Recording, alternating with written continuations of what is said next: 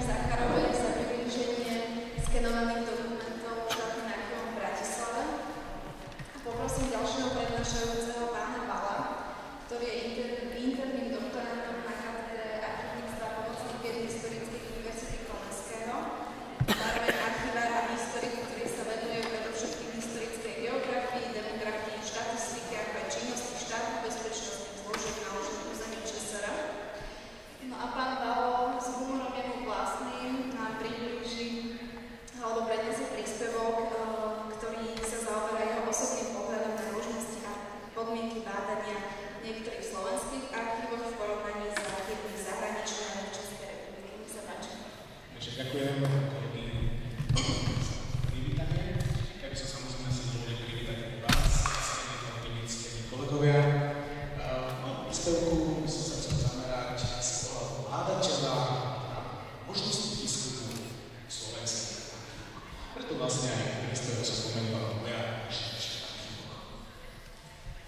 V podstate my sme si vedomili, že každý relevantný historický výskum z výskumu archívov zaujíme.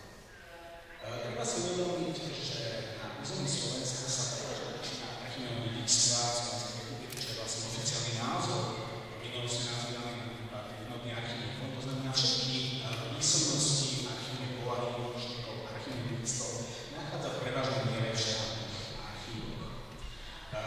Logicky všetkých trosúdom, to znamená ústredný archív, Slovenský národný archív, štátny výskumný Banský archív, sieti štátnych archívov a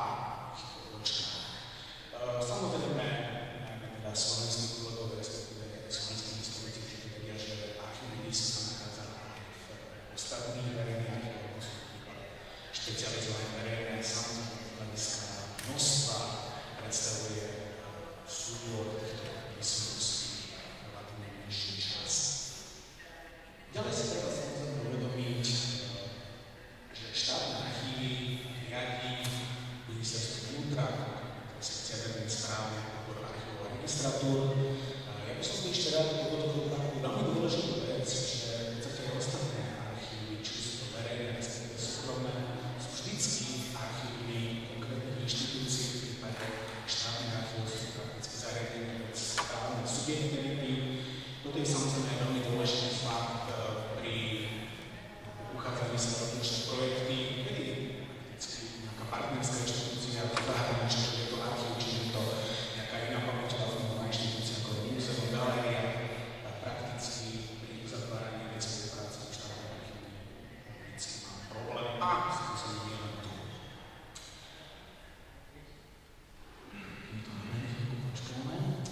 Čo sa týka štúdia, tak respektíve prístupu formu štúdia, to je samozrejme uplatňované v archívnej legislatúre, tak je to archív zákonných registratúrach, samozrejme vykonávacia vyhláška, samozrejme ďalej sú to ďalšie právne normy, napríklad zákon o ochrane osobných údajov a napríklad v prípade niektorých špecializovaných verejných archívov aj ďalšie zákony, ktoré napríklad hovoria o zriadení na inštitúcie a nejakým spôsobom špecifikujú možnosti využívania archívnych dokumentov. Ja sa hlavne zamerám na možnosti štúdia v štátnych archívoch, ako som hovoril, sú to z hľadiska bohatstva najdôležitejšie. Prakticky ten prístup k archívnym dokumentom formou štúdia, ako som spomínal, upravuje zákon o archívnych registratúrach, paragraf 12 až 16. Tam sú samozrejme spomenuté podmienky, za akých okolností môže bádateľ pristupovať. Tu je treba bolo podotknúť jeden dôležitý fakt, že v zmysle zákona je istá ochranná lehota 90 rokov na ochranu osobných údajov.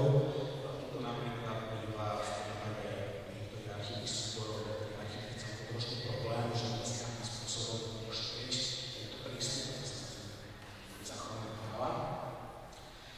Samozrejme,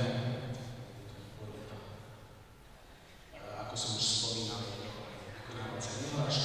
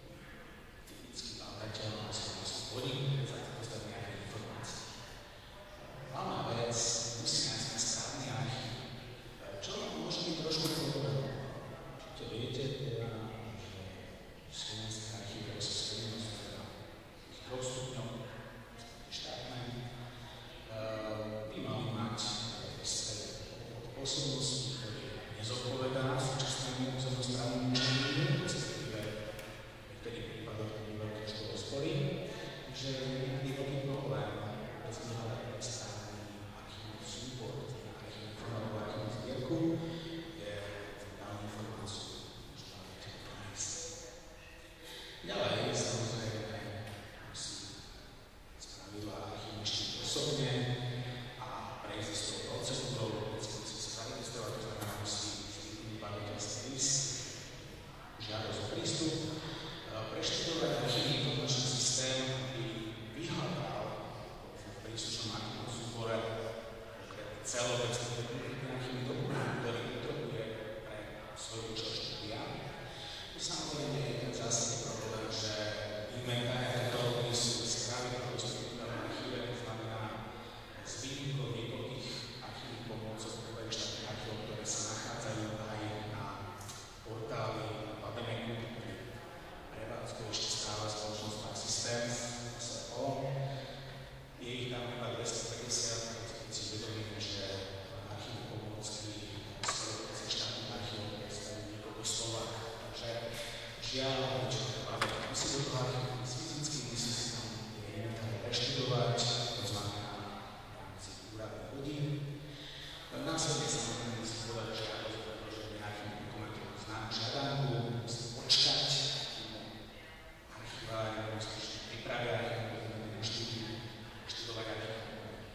Čo je samozrejme veľmi dôležité, niekedy tento proces treba opakovať, musíme to vodu respektovať ešte odznova, čo sa nenašli.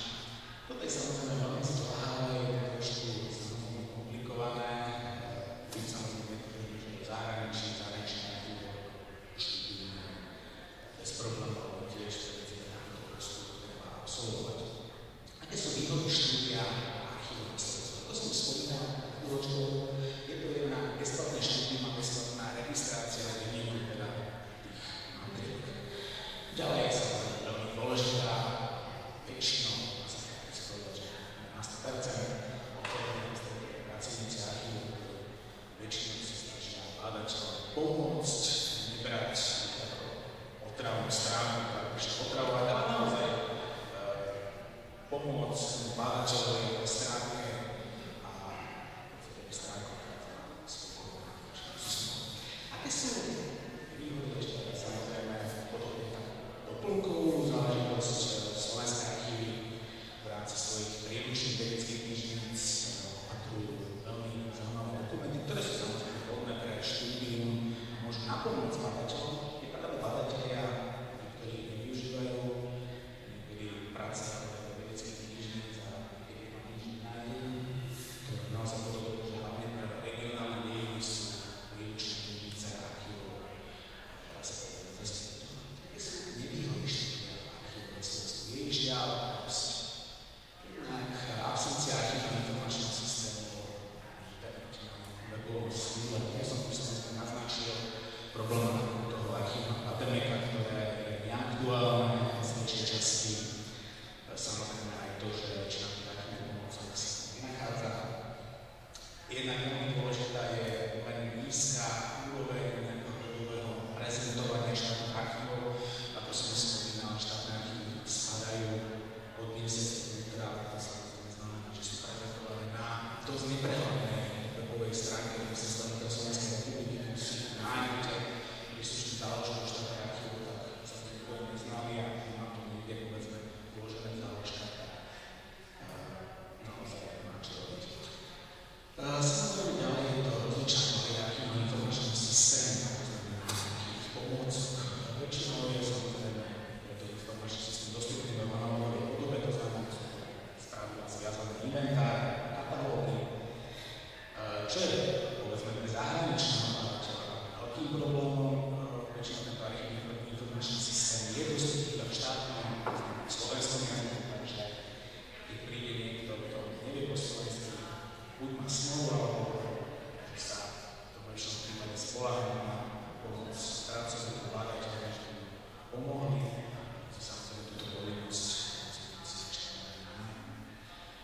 samozrejme ešte treba povedať závažný fakt, niektoré najmä staršie inventáre už kolegovia sa pracovalo výrazným spôsobom na normy, presne stanovené normatívy, koľko má archívach spracovať.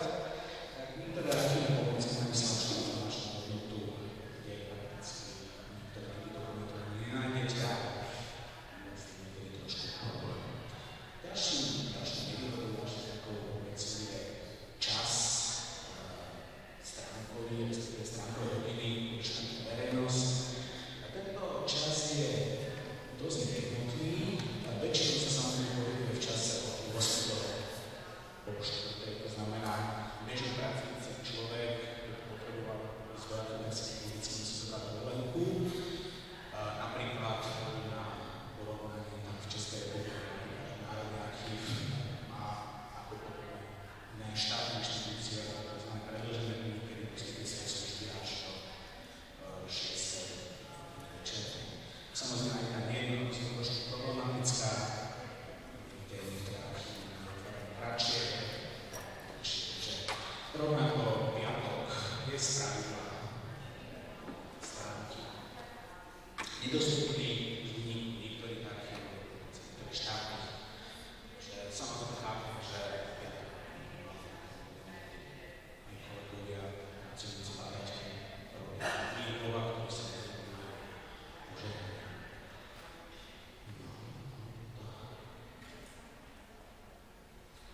čo sa týka ďalších skutočností ohľadne bádania na Slovensku, tak treba samozrejme podotknúť, že mnohé archívne dokumenty, napríklad cirkevné matiky, boli v záujmu ochrany mikrofilmované, to len nastaví s tým takým úrazom, keďže samozrejme mikrofilm nie možno študovať ako papierové, respektíve pergaminové dokumenty, na to čítacie zariadenia. Tých je samozrejme v štátnych archívoch nedostatok, takže najmenšie investovala možnosť prístupu na matričnú respektíve na cirkevné archívy prostredníctvom portálu Family Search.com, tak bolo potrebné sa na čítačke objednávať, potom sa dopredu, takže toto bol trošku problém, dneska už ten nábor je menší.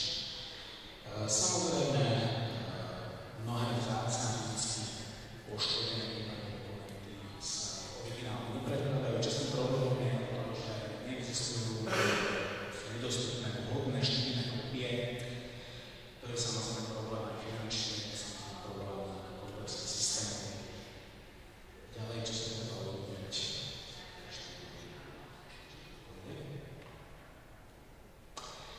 Taký zásadný nedostatok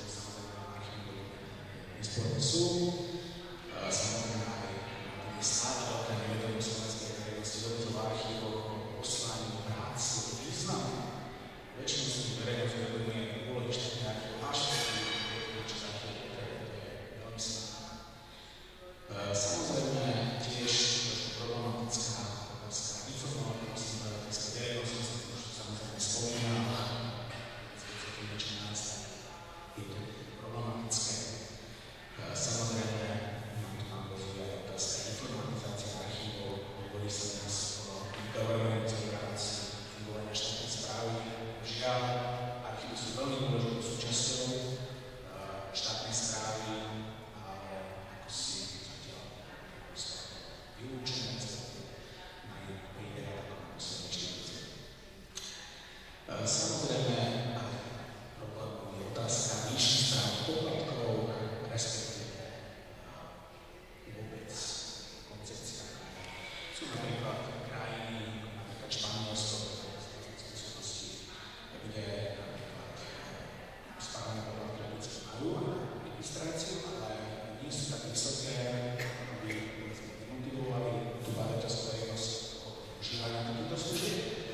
A samozrejme ešte zásadným problémom výberu správnych poplatkov je vôbec to, že nie sú príjmom štátnych archívov, ale štátne archívy musia odvádzať štátne rozpočty, čo tiež